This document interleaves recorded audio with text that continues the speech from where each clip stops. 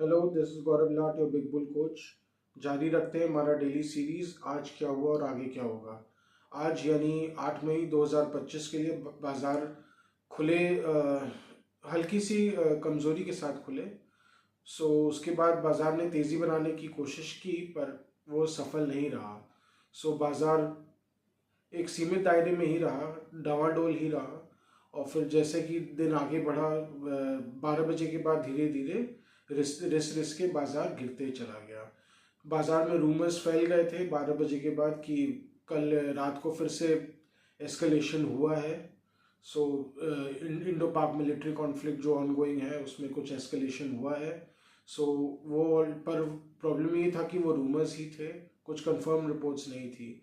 बाजार थोड़ा थोड़ा गिरते ही जा रहा था। और जैसे ही 2 बजे के आसपास ऑफिशियल कंफर्मेशन आना शुरू हुआ, बाजार फिर धीरे धीरे एकदम फुल ऑन स्लाइडिंग मोड में चला गया। और सेक्टर्स फिर सब नेगेटिव होते चले गए। बैंक्स हो, ऑटोज, उसके अलावा एफएमसीजी जो वीक था ही। सभी स्टॉक्स धीरे धीरे करेक्शन मोड में चले गए। ओवरऑल मार्केट करेक्शन मोड में चला ही ऑब्वियसली, बिकॉज मिलिट्री कॉन्फ्लिक्ट है, बाजार को हर तरह से अफेक्ट कर सकता है। सो बाजार में मंदी का माहौल तो एकदम कंफर्म हो चुका है। 24,300 टूट गया निफ्टी में, जो कि अभी तक बाजार होल्ड कर रहा था। अब ये एक मेजर टेक्निकल लेवल को बाजार तोड़ने के बाद काफ़ी कमज़ोर हो गया है।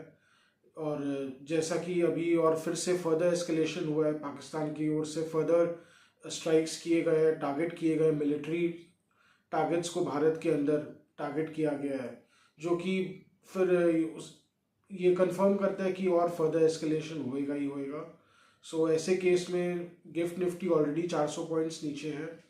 वो बाजार कल जहाँ तक मंदा ही खुलेगा। हालांकि थोड़ी बहुत फायर फाइटिंग की गुंजाइश है। डीआईएस थोड़ा बहुत चेष्टा करेंगे कि मंदी जितनी हो सके रोकी जाए, पर फंडामेंटल्स, बाजार का मूड सब खराब है, तो बहुत ज़्यादा हो सकता है ना भी सफल रहे। बट बाजार का जो माहौल है वो तो खराब हो चुका है। अभी जो माहौल है उसमें लग रहा है कि 23,000 तक निफ्टी जा सकता है। और खुदा न खास्ता अगर ये फुल ब्लोन कॉन्फ्लिक्ट हो जाता है, इंडो पाक कॉन्फ्लिक्ट, ये एक फुल ब्लोन कॉन्फ्लिक्ट जिसको बोलते हैं फुल ब्लोन वॉर, उसमें कन्वर्ट होता है, तब तो 20,000 निफ्टी कोई बड़ी बात नहीं है। इट विल डिपेंड कि कितना लंबा चलेगा, कितना ज़बरदस्त कॉन्फ्लिक्ट होता है, उस पर भी बहुत कुछ निर्भर करेगा। पर बाजार का में अभी मंदी का दौर तो तय है। सेक्टर वाइज बाजार में कहीं पे मंदी, कहीं पे ज़्यादा मंदी, वो सब देखने को मिलेगा। जो डिफेंस स्टॉक्स है उनमें तेज़ी देखने को मिल सकती है। चुनिंदा डिफेंस काउंटर्स में बाइंग पहले ही देखी जा रही थी, वहाँ पे हो सकता है निवेशक और ज़्यादा खरीदारी करें।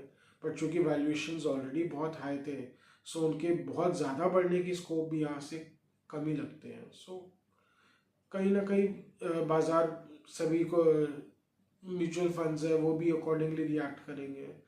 बाजार अभी डवाडोल रहेगा। एक निवेशक को तो सतर्क रहना ही पड़ेगा, लेकिन पैनिक एग्जिट ना करें, बिकॉज पैनिक एग्जिट करके भी कोई फ़ायदा नहीं है, बिकॉज मार्केट में री एंट्री का कॉस्ट भी बहुत ज़्यादा है।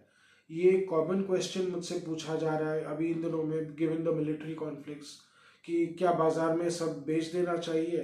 देखिए, बेच देना तो बहुत आसान है, एक बार में सब कुछ डिसाइड कर लेना कि अब सब कुछ बेच देंगे। पर प्रॉब्लम ये है कि बाजार में री एंट्री मिलना बहुत मुश्किल है। जहाँ कॉन्फ्लिक्ट खत्म हुआ, पीस हो गया, न्यूज़ आया, उसके बाद देखेंगे निफ्टी सीधे 10% ऊपर, 5% ऊपर। एक नॉर्मल निवेशक तो उसमें री एंट्री ले ही नहीं पाएगा। द कॉस्ट ऑफ एंट्री और reentry is again just too high. It does not make sense to just sell off and one day sell off and हाँ मैं नीचे ले लूँगा। इतना आसान नहीं है। मार्केट बहुत मच्योर है। Indian equity markets are a highly mature market, highly developed market. India is one of the only few developing economies जिसके पास which has a highly developed financial system and highly developed financial markets. ये भी एक factor याद रखना चाहिए, back of the mind में रखना चाहिए। सतर्क रहिए, पैनिक मत कीजिए, और हमारे डिफेंस फोर्सेस को हम के साथ खड़े रहना है। उनको उनके लिए प्रे करते रहना है कि उनको सक्सेस अभी तक जो मिला है कॉन्फ्लिक्ट में वो आगे भी मिलता रहे, दुश्मनों को लोहे के चने चबा दे एकदम बिल्कुल। और जैसा कि हम आशा करते हैं कि बाजार में मंदी भी थम के रहे। Thank you. Do like, share and subscribe to our channel. Do comment on our videos. Any interaction, any stock specific interaction, if you or a query you want or any analysis, we are always open for interaction and suggestions. Thank you.